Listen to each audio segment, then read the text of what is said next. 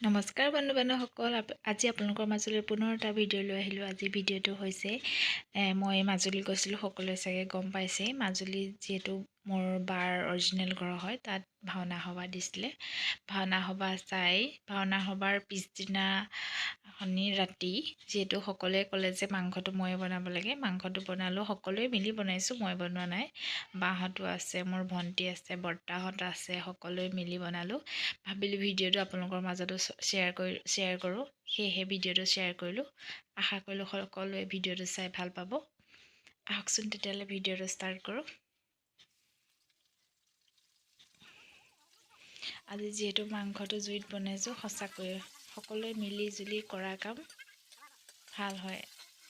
আজি যিহেতু সকলোৱে মিলি মোৰ লগত সকলো আছে, মোৰ ভণ্টিও আছে, মোৰ বা আছে, বৰ্তা আছে, সকলোৱে মোক সহায় কৰিছে।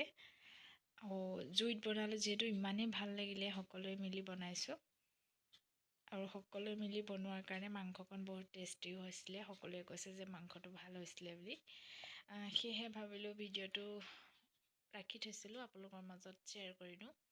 সকলোৱে যদি ভিডিঅ'টো চাই ভাল পায় তেতিয়াহ'লে লাইক কমেণ্ট কৰিব।